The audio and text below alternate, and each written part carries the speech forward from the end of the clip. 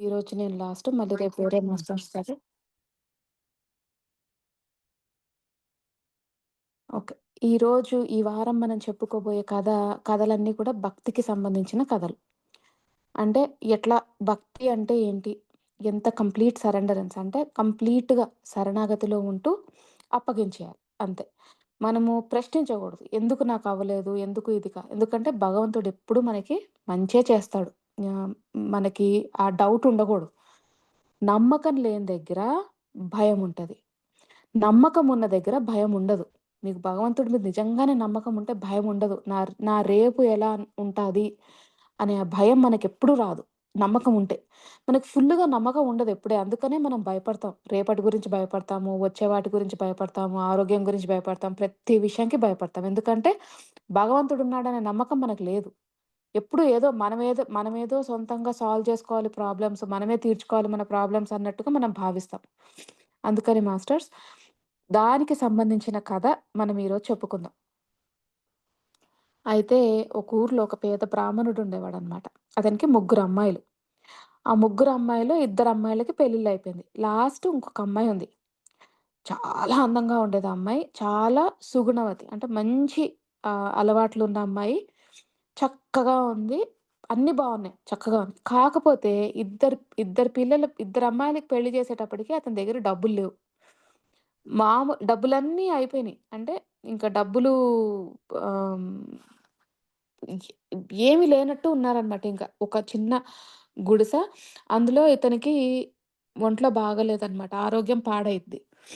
ఆరోగ్యం పాడైనప్పుడేంటి అంటే ఆ కాలంలో బ్రాహ్మణులంటే వాళ్ళకి ఉద్యోగం అంటూ ఉండేది కాదు. ఒక ఇంటికెళ్ళాలి, పూజ చేయాలి. వాళ్ళు ఒక్కోసారి బియ్యం ఇస్తారు, ఒక్కొక్కసారి పప్పులు, ఉప్పులు ఇస్తారు. ఎప్పుడూ డబ్బులంటూ ఇవ్వరు. ఒక్కోసారి డబ్బులిస్తారు.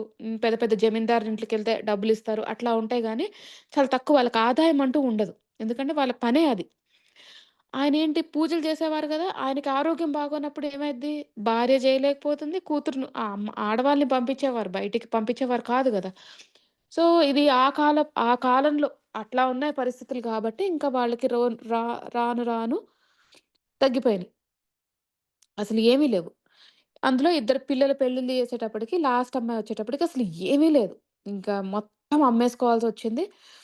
ఇంగా ఆయనకి అర్థం కాలేదు ఏం జేయాలన్నది. అయితే ఒకరోజు ఈ అమ్మాయి బయట పని జేస్తూ ఉంటే, ఇంట్లో వాకిలి అది ఊడుస్తూ ఉంటే, ఆ ఊరు జమీందారు చూస్తదనమాట. చూసి అరే! చక్కగా ఉంది ఈ అమ్మాయి.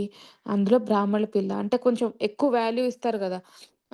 సరే మా ఇంటికి కోడలుగా జేసుకుంటాను. వీళ్ళ అబ్బాయి అంత బావుంటాడు గానీ, అంత చురుకైన అబ్బాయి గాదు. కానీ చాలా డబ్బులున్నాయి. ఎంత డబ్బులంటే అంత డబ్బులున్నాయి. చూస్తది. అమ్మాయిని చూడంగానే భలే నచ్చిద్ది. ఇంటికెళ్ళి ఆహ్, కనుక్కుంటది. ఇటు పక్క, అటు పక్క కనుక్కుంటది. ఏంటి ఈ అబ్బాయికి ఏంటి ఆ అమ్మాయికి ఏంటి ఎట్లా ఉంది అంటే చెప్తారనమాట. వాళ్ళ నాన్న ఇట్లా పూజలు చేసేవారు.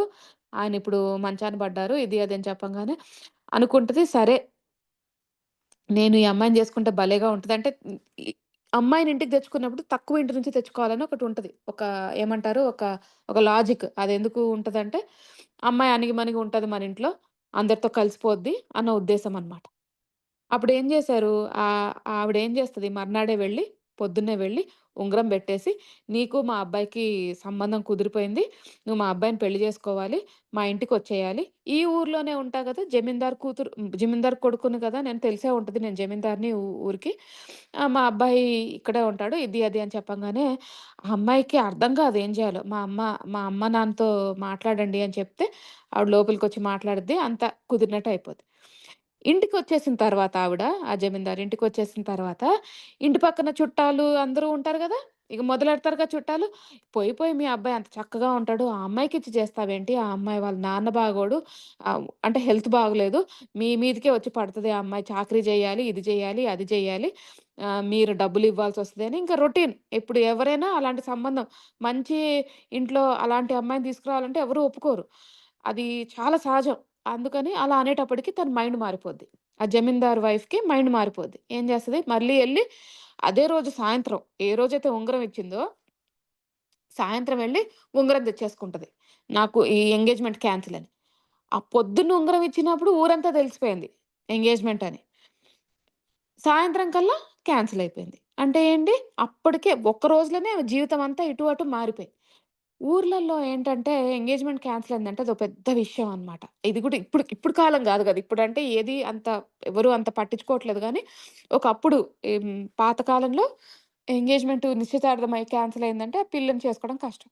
ఇంకా ఆ బ్రాహ్మణుడు చాలా బాధపడతాడు. అదేంటి మా అమ్మాయి సంతోషంగా ఉందని ఒక రోజు గూడా లేదు. అప్పుడే మళ్ళీ ఈ ఈ స్టేజ్‌కి తీసుకొచ్చావు. నా ఆరోగ్యం బాలేదు. అంటే ఆర్థికంగా చితికిపోయారు. ఆరోగ్యంగా చితికిపోయారు. అమ్మాయిని పెళ్లి చేయలేకపోతున్నారు. మనశ్శాంతి లేదు. అన్నీ ఒకటేసారి వచ్చినాయి ప్రాబ్లమ్స్. మొత్తం 3 రకాలుగా అన్ని కేటగరీస్‌లో ప్రాబ్లమ్స్ వచ్చినాయి. ఎట్లా ఇప్పుడు? అట్లా సతమతం అయిపోయాడు. అయితే ఆయన ఏం చేశాడు వాళ్ళ భార్యకి చెప్తాడు. భగవంతుడినే మనం నమ్ముకున్నాం గదా! ఇన్నేళ్ళు నేను పూజలు చేశాను. భగవంతుడిని నమ్ముకున్నా గదా! రేపు పొద్దున, రేపు పొద్దున్న నేను గుడికెళ్తా. గుడికెళ్ళి అమ్మాయిని తీసుకొనెళ్తా. ఆ గుడి నుంచి ఫస్ట్ బయటికి ఎవరొస్తారో, అంటే పెళ్లి గాని వాళ్ళెవరైనా ఉంటారు గదా! లేకపోతే ఆ గుడి నుంచి బయటికి ఎవరొస్తారో, వాళ్ళకిచ్చి నేను అమ్మాయిని పెళ్లి చేసేస్తా అంతే. నా వల్ల కాదింక. ఎందుకంటే నేను ఇవాళ ఉంటానో, రేపు పోతానో నాకు తెలీదు. నువ్వేం చేయలేవు. నేను ఇంకా ఇలానే ఉంటాము. ఆ అమ్మాయికైతే పెళ్లి చేసేయాలి. ఒకళ్ళ ఇంట్లో ఇచ్చేస్తే అయిపోతది. అతని గనక న్యాయబద్ధంగా అంటే అతనికి ఆల్రెడీ పెళ్లయిపోయి ఉందంటే చెయ్యం. చేయగూడదు. కానీ కనుక్కొని పెళ్లయిందా లేదా అని కనుక్కొని, అప్పుడు నేను చేస్తాను అని చెప్పేస్తాడనమాట. భగవంతుడే నాకిది చేస్తున్నాడనేసి కోపంగా గాదు, భగవంతుడి మీద భారమేసేసాడు అంతే ఇంక. ఇంక అతను చేసేది నా చేతుల్లో ఇంకేమి లేదు. తినడానికే మనకు గతి లేదు. ఇంక అమ్మాయికి పెళ్లి ఎట్లా జేస్తాను? ఇట్లానే మనం చచ్చిపోతే కష్టం అనేసి ఒక బాధతోటి ఆ నిర్ణయం తీసుకుంటాడు. ఏమైంది మర్నాడు పొద్దున్న అనుకున్నారు కదా! ఆ అమ్మాయికి ఉన్న ఉన్న వాటిల్లో కొంచెం మంచి బట్టలేసి, కొద్దిగా తయారు చేసి, పూలు పెట్టి, అన్నీ పెట్టి ఇంక పొద్దున్న తెల్లారుతూనే ఫస్ట్ 5:00కప్పుడు లే గుడి తీస్తారు కదా! గుడి తలుపులన్నీ తీస్తారు గదా! ఎళ్లి బయట నిలబడ్డారు. అక్కడ గుడి బయటుంటే చెట్టు కింద నిలబడ్డారు. కరెక్ట్ 6 గంటల 10 నిమిషాలకి అంటే అందరూ వెళ్తారు గదా! గుడిలోకి. ఫస్ట్ బయటికొచ్చిన వాళ్ళని అనుకున్నారు గదా! వీళ్ళు. ఫస్ట్ బయటికొచ్చిన ఒకతను కొంచెం ఆహ్, గడ్డం అదంతా ఉంది. చింపిరి జుట్టు, పిచ్చి బట్టలేసుకొనున్నాడు. ఎక్కువ ఇదిగా లేదు. అతను బయటికొచ్చాడు. ఆ ముందు రోజు ఏం చేస్తాడు ఆ బ్రాహ్మడు పడుకునేటప్పుడు దేవుడికి ఇదే దండం పెట్టుకుంటాడు. భగవంతుడా! నీ మీద భారమేస్తున్నా. నా వల్ల కాదింక. నేను చెయ్యలేను. నాకు సంబంధం అంటే నేను ఈ జీవితం నాకయిపోతుందని తెలిసిపోతుంది. నువ్వే ఇంక నేను నిన్నే నమ్ముకున్నా. ఇప్పటిదాకా నీ పూజలే చేశాను. మంచిని మాత్రమే చేశాను. నేనేం చేయలేను ఇంతకన్నా. నాకు ఆరోగ్యాన్ని పోగొట్టావు. అంటే పోగొట్టావు కాదు. నాకు ఆరోగ్యం క్షీణించిపోయింది. అయినా ఓపిక పడ్డా. డబ్బులన్నీ పోయినాయి. ఆర్థికంగా చితికిపోయాం. అయినా ఓపిక పడ్డా. ఇంక మా కూతుర్ని గూడా నువ్వే జూసుకోవాలి. నాకింకా నా వల్ల కాదు అని ఆ ముందు రోజు రాత్రి బాగా దండం పెట్టుకొని పడుకుంటాడన్నమాట. ఆశ రేపు పొద్దున్న ఎవరో ఒకళ్ళొస్తారు. అయితే గుడికెళ్ళాడు కదా! పొద్దున్నే కూతుర్ని భార్యని తీసుకొని ఇక 6 గంటల 10 నిమిషాలు ఆ టైంకి అంటే గంట సేపు బయట నిలబడ్డారు. 6 గంటల 10 నిమిషాలకి ఒకతను బయటకొస్తాడు గడ్డంతోటి. కొంచెం ఈ అమ్మాయి కంటే పెద్దగానే ఉన్నాడు. చింపిరి బట్టలేసుకున్నాడు. మాసిపోయిన తల అంత ఎలానో ఉన్నాడు. అంటే హ్మ్. అసలేమీ లేనివాడిలాగా ఉన్నాడు. దగ్గరికెళ్తాడు. ఫస్ట్ అతనే బయటకొచ్చాడు ఫస్ట్.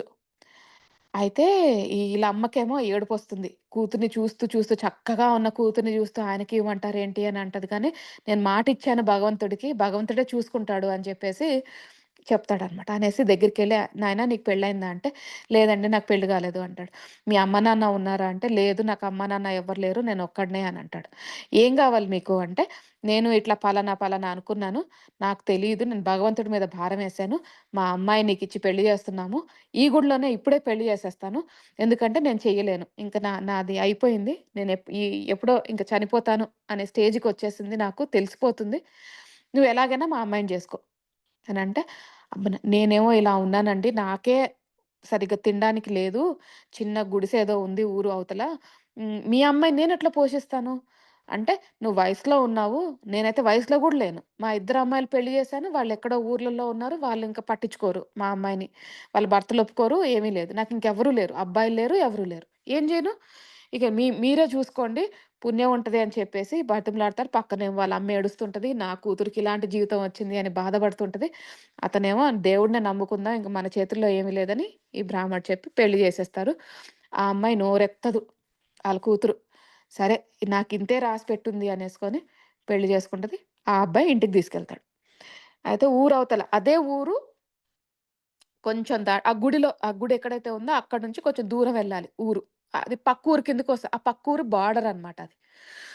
అయితే బార్డర్‌కొచ్చినప్పుడు ఇంటికెళ్ళినప్పుడు ఆ అమ్మాయి ఇంటికెళ్తది. చిన్న పాక వీళ్ళింట్లో కంటే కొంచెం నయం. వీళ్ళకి మరీ చితికిపోయిన ఫ్యామిలీ గదా! వాళ్ళు కొంచెం నయం. అయితే ఎళ్తది. అక్కడ చూస్తది. ఆయన చూపిస్తాడు. పాక అదంతా చూపిస్తాడు. ఇదే ఇల్లు. ఇంతే నేను పొద్దున్నే పనికెళ్తాను. రాత్రి ఎప్పుడైనా వస్తాను. లేపోతే ఒక్కోసారి రాత్రి గూడా నాకు పని చేయాల్సొస్తది. నీకు కావాల్సిన సరుకులు మాత్రం నేను తీసుకొచ్చిస్తాను. నీకు కావాల్సినవన్నీ నేను తీసుకొచ్చిస్తాను. దేనికి లోటు చేయకుండా ఉండడానికి నేను ట్రై చేస్తాను. అనుకోకుండా మన పెళ్లయిపోయింది గదా! అని అంటాడు. ఆ అమ్మాయి గూడా అసలేం మాట్లాడదు. సరే అంటది. చక్కగా అంతా క్లీన్ జేస్తది. అన్నీ జేస్తది. అన్ని పనులు కుదిరినంత పనులు జేస్తది. బయటేవో మొక్కలు బెట్టుకుంటది. అన్నీ చక్కగా ఇల్లుని ఏర్పరచుకుంది. అతను మాటిచ్చినట్టే వస్తాడు. డాం ఆహ్, సరుకులిస్తాడు. తనకు కావాల్సిన బట్టలు కొనిస్తాడు. అంతే. ఆయనకి అమ్మా, నాన్న లేరు. ఎవ్వరూ లేరు. ఇంతే వీళ్ళిద్దరే ఇంక. ఇక ఈ అమ్మాయి కొంచెం కొంచెం తినగలుగుతుంది. వాళ్ళ ఇంట్లో కంటే బెటర్. కాకపోతే గొప్ప ఇల్లేం కాదు. ఆళ్ళింట్లో ఒక పూట తింటే ఇక్కడ 2 పూటలు తినగలుగుతుంది. ఇంకో పూట పస్తుండాల్సిందే. అట్లా కొంచెం నయం. గుడ్డులో మెల్ల. ఇకేమైంది మొత్తానికి ఆహ్, ఆహ్, ర ఆహ్, పెళ్లయిపోయింది కదా! వాళ్ళ అమ్మ ఒకసారి ఎందుకో ఇక్కడికొస్తదనమాట ఇంటికి. చూడ్డానికొస్తది. అంటది, "అమ్మా ఎట్లా ఉన్నావు చూడ్డానికొచ్చావంటే" ఆమంటది, "చాలా సంతోషంగా ఉన్నాను. చాలా మంచివాడు నా భర్త. ఏమీ అనట్లేదు. నన్ను ఏమి చేయమనట్లేదు. నన్ను పని గూడా చేయమని ఏమి అనట్లేదు. ఇంట్లోనే ఉంటున్నాను. ఇల్లు సర్దుకుంటున్నాను. బయట కూరగాయలు, పూలు ఏవో పండించుకుంటున్నాను. మాకు సరిపోయినంతయితే ఉంది. చాలా తృప్తిగా ఉన్నాను. మంచి పని జేశాడు నాన్న నాకు పెళ్లి జేసి. నాన్నకి కొంచెం టెన్షన్ తగ్గిద్ది" అని అంటదనమాట. వాళ్ళ అమ్మ కూర్చొని ఒకటే ఏడుపు ఏడుస్తుంటది. అయితే అంటది, "అమ్మ నువ్వట్లా ఏడవకు. ఎందుకంటే మా ఆయనొచ్చే టైమయింది. ఆయన నాకు సరిగ్గా చూసుకోవట్లేదేమో అని తను ఫీలవుతాడు.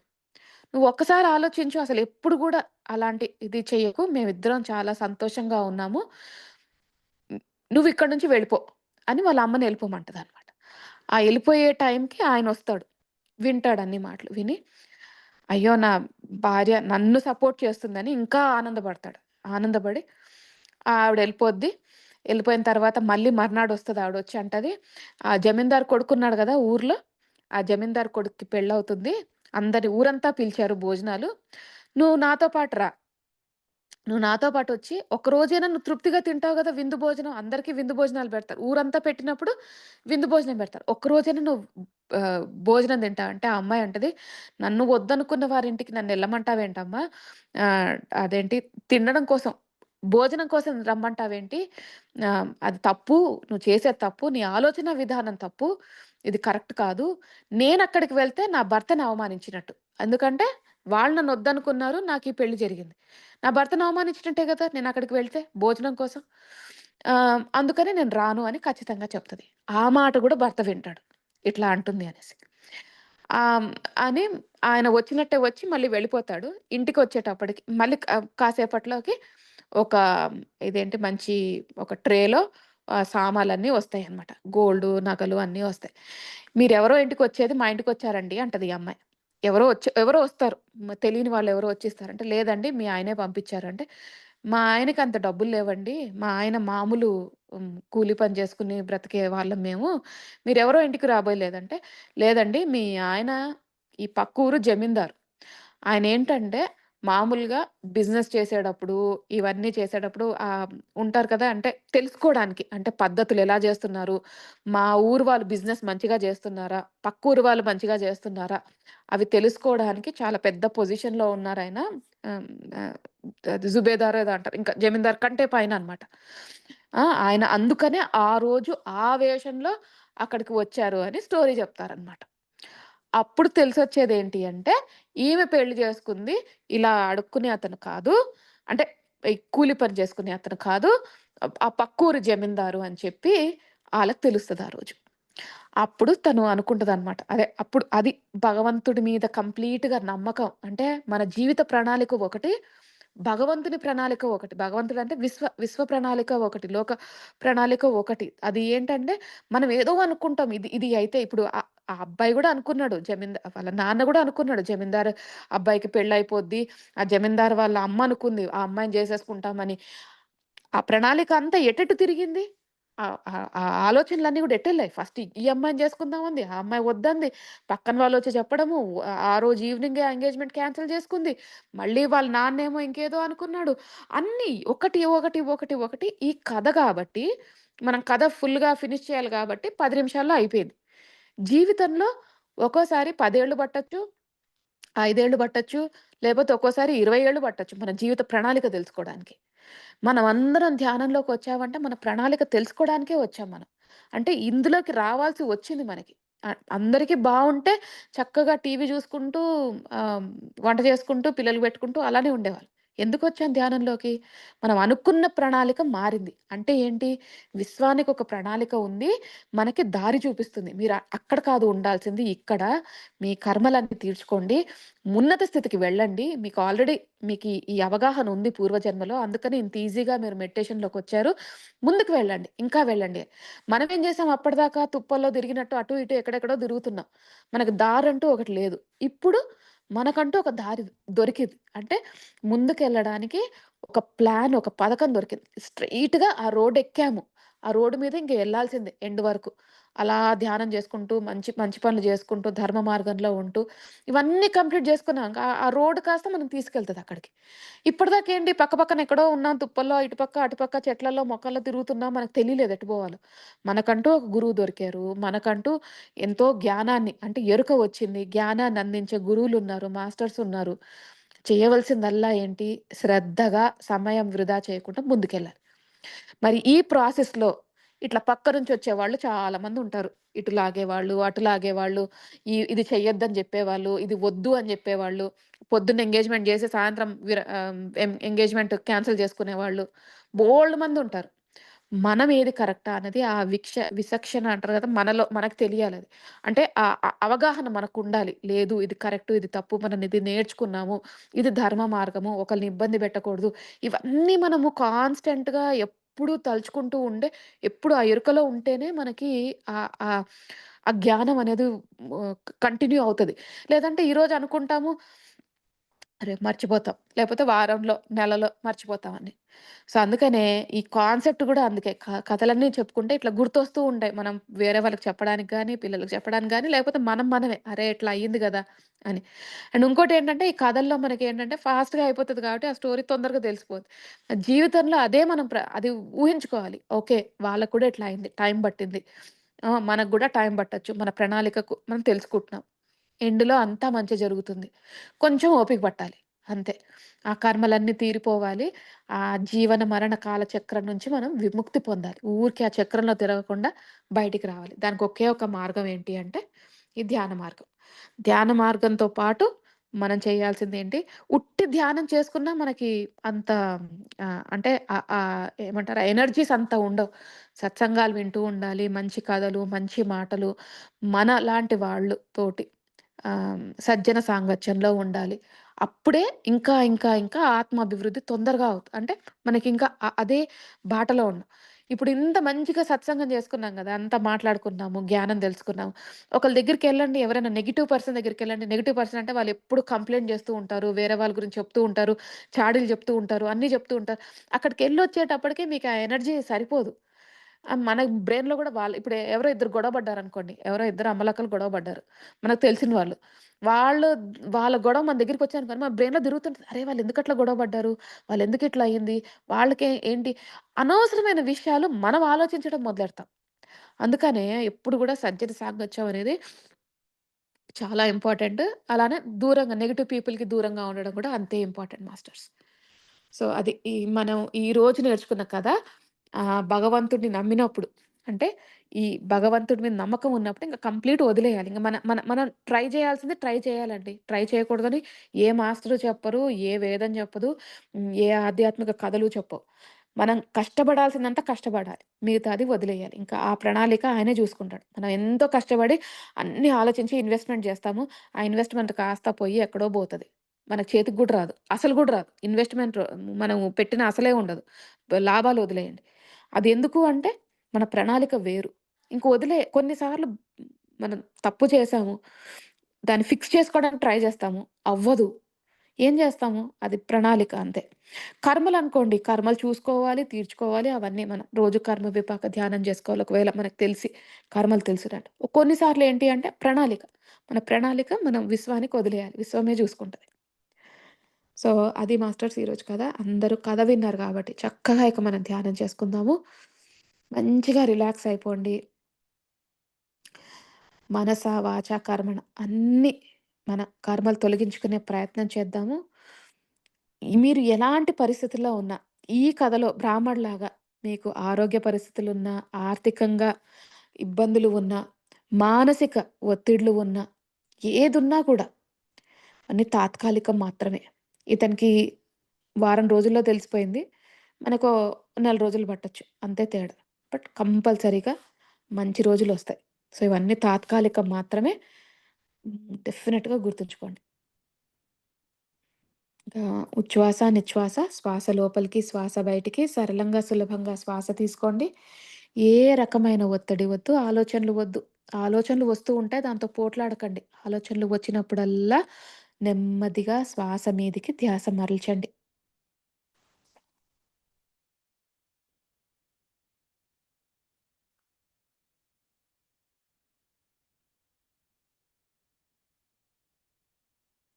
ఉచ్ఛ్వాస, నిశ్వాస.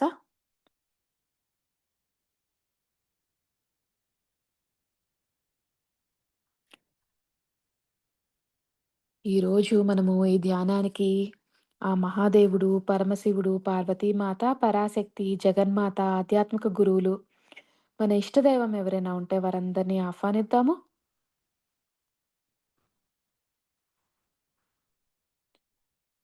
అలానే మనము కర్మల ద్వారా చూసుకున్న ఆత్మలను అంటే కలల ద్వారా చూసుకున్న ఆత్మలను, బాధపెట్టిన ఆత్మలను, మనతో పాటు ప్రయాణిస్తున్న ఆత్మలను, మనని బాధపెట్టిన ఆత్మలు ఎవరైనా ఉంటే వారిని కూడా ఆహ్వానిద్దాం.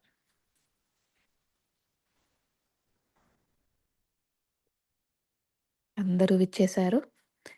చేసినట్టు భావించండి. అందరూ మనతో పాటే ఉన్నారు. ఇక మనం సంకల్పం చెప్పుకుందాం. ఓ మహాదేవా! ఓ పూర్ణాత్మ! ఓ దయామయ! ఓ పార్వతీమాత! పరాశక్తి! జగన్మాత! గతంలో, గత జన్మలలో, గత కాలంలో మా అజ్ఞానంతో, అహంకారంతో మేము చేసిన దుష్కర్మల ఫలితాలను అనుభవిస్తున్నాము. పశ్చాత్తాపపడుతున్నాము. ప్రాయశ్చిత్తం చేసుకుంటాము. పరివర్తనలో ఉంటాము. ఒక్క అవకాశం ఇయ్యవయ్యా! ఓ పూర్ణాత్మ! ఓ దయామయ! పశ్చాత్తాపం అంటే తప్పుని తెలుసుకోవడం, మరలా చేయకుండా ఉండడం. ప్రాయశ్చిత్తం అంటే సేవ చేయటం.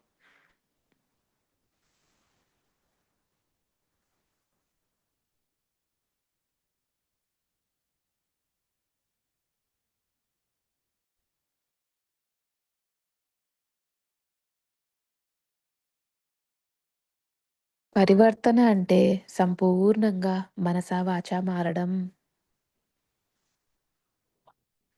ఓ మహాదేవా! ఓ కాలభైరవా! మేము మానవాళికి సేవ చేస్తాము. భూమాతకు సేవ చేస్తాము. ధర్మమే మా మార్గం. అహింసే మా మార్గం. ధ్యానమే మా మార్గం.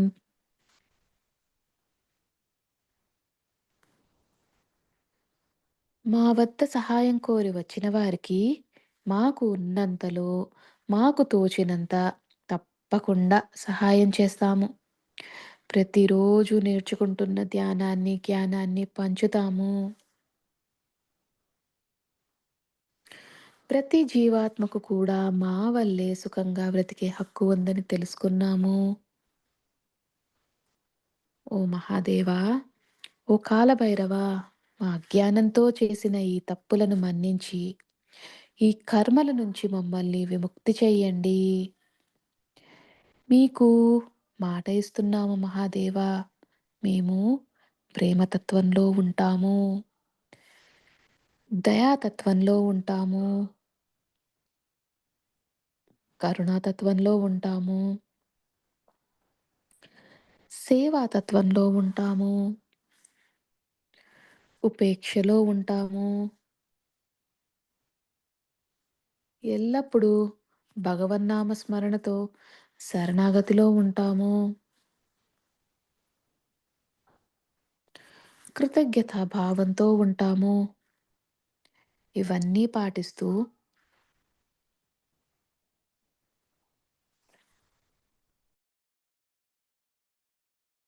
మా చైతన్యాన్ని అభివృద్ధి చెందించి, ఈ లోక కళ్యాణానికి ఉపయోగపడేలాగా ఆశీర్వదించండి.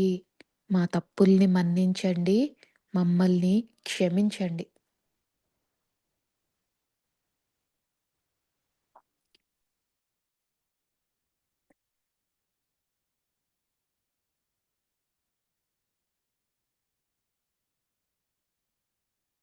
ఓ ఆత్మల్లారా! గతంలో మిమ్మల్ని, మీ కుటుంబ సభ్యుల్ని ఎంతగానో బాధపెట్టి ఉన్నాము. మా తప్పుల్ని మేము తెలుసుకున్నాము. ఇకపై మీకు తలపెట్టిన ద్రోహాన్ని మరింకెవ్వరికీ తలపెట్టము. మా అజ్ఞానంతో చేసిన ఈ తప్పులను మన్నించి,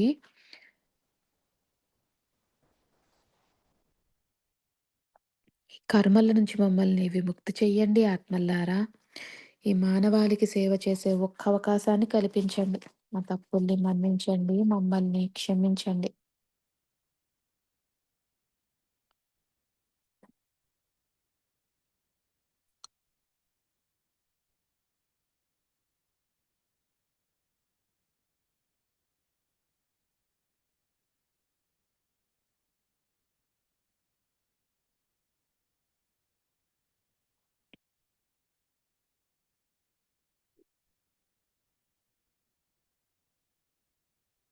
అలానే మనని ఎవరైనా బాధపెట్టి ఉంటే, మాటలతో, చేతలతో దూషించి ఉంటే, తెలియకుండానే వారిపైన కోపాన్ని, ద్వేషాన్ని పెంచుకుంటాం. ఈరోజు మనం మనస్ఫూర్తిగా వారిని క్షమించి, ఆ మహాదేవి సమక్షంలో మనసుని శూన్యం చేసుకునే ప్రయత్నం చేద్దాం. మనసు శూన్యమైనప్పుడే ఆ మహాదేవునితో, జగన్మాతతో అనుసంధానం అవ్వగలం.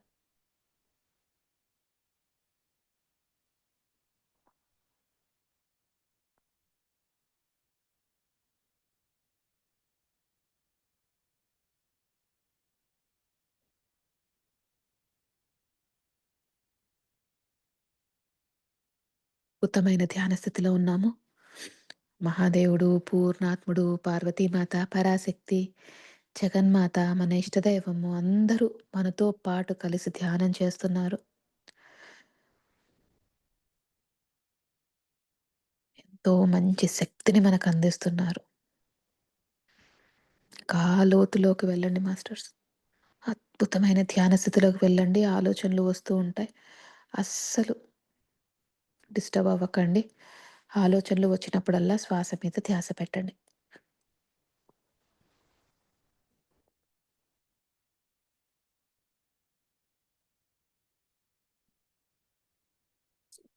మహాదేవుడు, పూర్ణాత్ముడు అందరూ మనతో పాటే ఉన్నారు. ఆర్తితో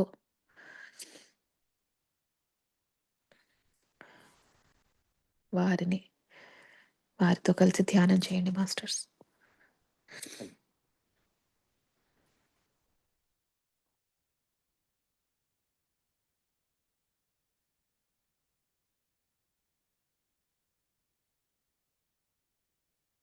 ఇప్పుడు మనం పంచాక్షరి మంత్రంతో ఇంకా ధ్యాన లోతుల్లోకి వెళ్దాము. ఓం అన్నప్పుడు శ్వాస లోపలికి, నమఃశివాయ అన్నప్పుడు శ్వాస బయటికి వదిలేయండి. ఇలా 3 సార్లు చేసుకుందాం.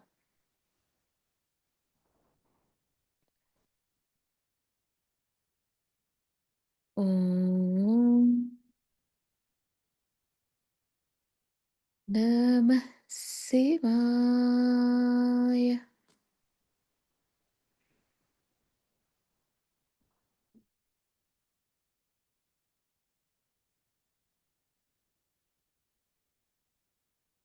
ఓం నమః శివాయ.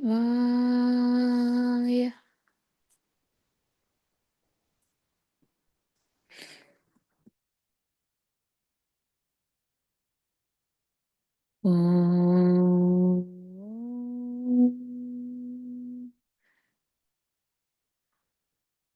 నమః శివాయ.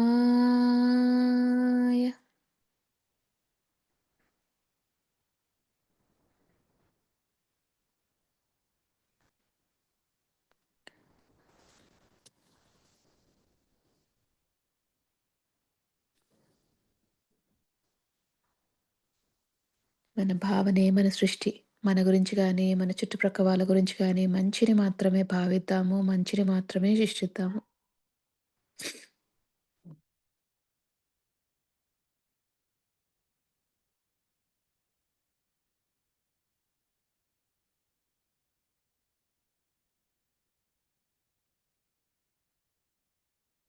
ఇప్పుడు మనము జన్మలుగా వస్తున్న కాల సర్పదోషాలు గానీ, సర్పదోషాలు గానీ ఏవైనా ఉంటే అవి తొలగించుకునే ప్రయత్నం చేద్దాం.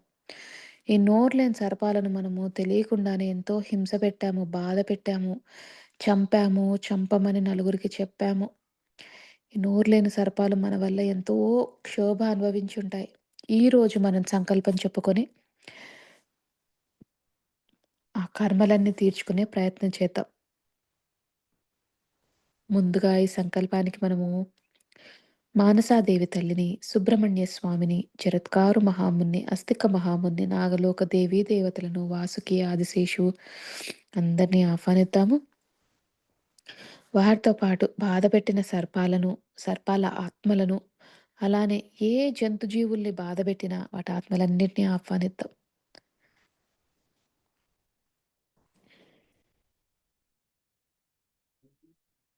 అందరూ విచ్చేసినట్టు భావించండి. ఇక మనము సంకల్పం చెప్పుకుందాం. అమ్మా మానసాదేవి తల్లి, సుబ్రహ్మణ్య స్వామి, జరత్కారు మహాముని, అస్తిక మహాముని, నాగలోక దేవీ దేవతల్లారా, గతంలో మేము ఈ నోరులేని సర్పాలను ఎంతో బాధ పెట్టాము, హింసించాము, చంపాము, చంపమని నలుగురికి చెప్పాము. మా తప్పుల్ని మేము తెలుసుకున్నాము. సర్పాలలో పరమాత్ముడుంటాడని, సర్పాలు కూడా స్వేచ్ఛగా బ్రతికే హక్కు ఉందని మేము తెలుసుకున్నాము. మా అజ్ఞానంతో చేసిన ఈ తప్పులను మన్నించి, ఈ కర్మల నుంచి, సర్పదోషాల నుంచి మమ్మల్ని విముక్తి చెయ్యండి.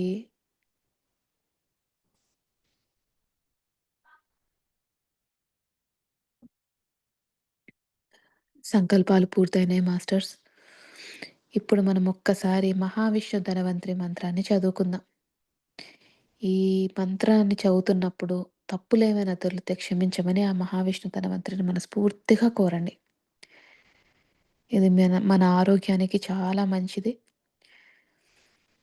ఓం నమో భగవతే వాసుదేవాయ ధనవంత్రయే అమృతకలశహస్తాయ సర్వామయ వినాశాయ త్రైలోక్యనాథాయ శ్రీ ధనవంత్రి మహావిష్ణవే నమః.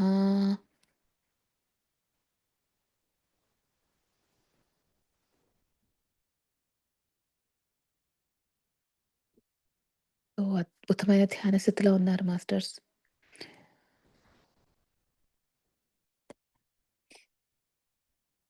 ఇలానే కంటిన్యూ చేయండి. అస్సలు డిస్టర్బ్ అవ్వకండి. మన కోసం అక్కడ ఎన్నో హ్మ్, మహాదేవుడు, పూర్ణాత్ముడు, పార్వతీమాత అందరూ ఉన్నారు అక్కడే. పక్కనే ఉన్నట్టు భావించండి. ఇంకా లోతుకు వెళ్ళండి. ఆర్తితో వారి పట్ల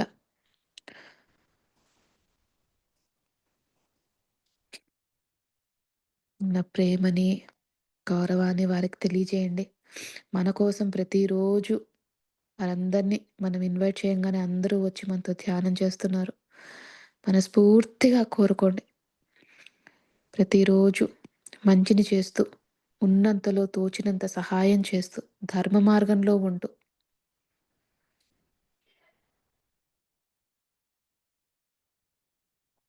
ధ్యానం చేస్తూ, జ్ఞానాన్ని పొందుతూ, నలుగురికి జ్ఞానాన్ని పంచుతూ, ఈ విశ్వానికి కారినిలాగా లేకపోతే సహాయకారకుడిలాగా ఉంటాము అని మనస్ఫూర్తిగా వారికి తెలియజేస్తూ, పరివర్తనలో ఉంటాము అని మాట ఇస్తూ, ఇంకా లోతులోకి వెళ్ళండి. ధ్యాన లోతుల్లోకి వెళ్ళండి.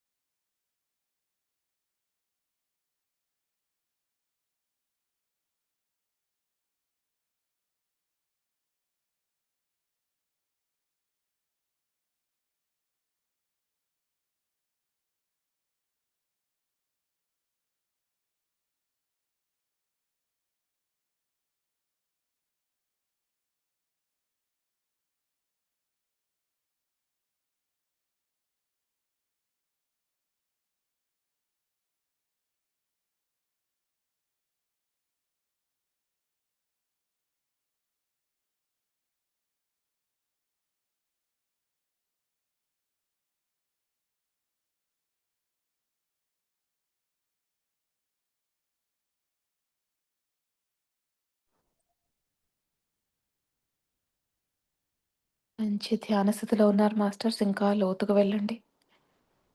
అద్భుతమైన ధ్యాన స్థితి.